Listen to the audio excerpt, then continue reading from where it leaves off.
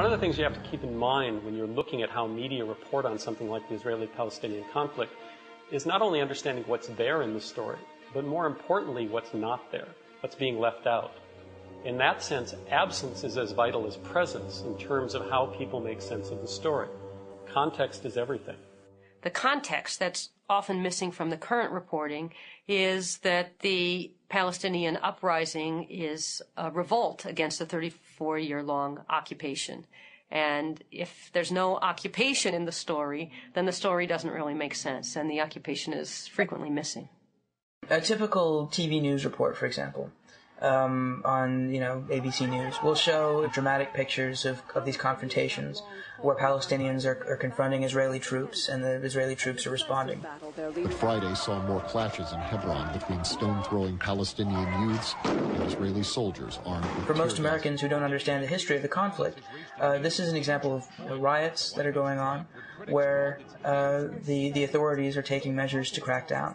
What's not mentioned is the fact that these confrontations are taking place on occupied territory, that the Israeli troops who are there are defending an occupation that doesn't have any international legitimacy, that's illegal.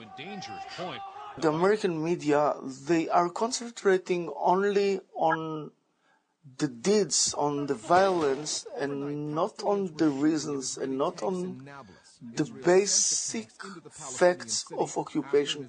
Israeli troops were pelted with stones, and they responded with tear gas and rubber bullets. This is not presented as an army using its arsenal against young people who are largely unarmed and who are protesting because of the occupation, the siege, the total oppression of a whole nation.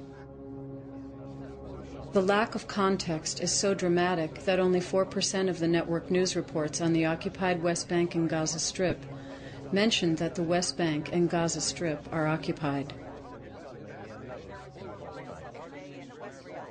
The Israeli military sends its troops into the occupied territories to defend what is considered an illegal occupation. And when the population there resists, Israel is presented as being under attack. Israel was responding to an attack today. Israel has beefed up forces following a Palestinian mortar attack. They don't present it as saying Israel is the aggressor, Israel is killing people on their own land, in their own homes as an occupier. But no, Israel is defending itself. To Sharon, the West Bank invasion is simple self-defense. The Israeli Prime Minister reiterated Israel's right to self-defense. Israel's basic posture is anything but defensive. Israel is the only country in the world right now which, in contravention to UN Security Council resolutions, maintains tens of thousands of heavily armed troops outside its borders in somebody else's country for the sole purpose of taking their land away from them and in the process forcing them to live under the worst form of tyranny imaginable, which is a foreign military dictatorship. The tanks, the gunships, the snipers, they are all on Palestinian land. And I don't see why they have to protect themselves on our land if they're occupying our land. That context is always missing. A crowd throwing stones and homemade stun grenades at the soldiers.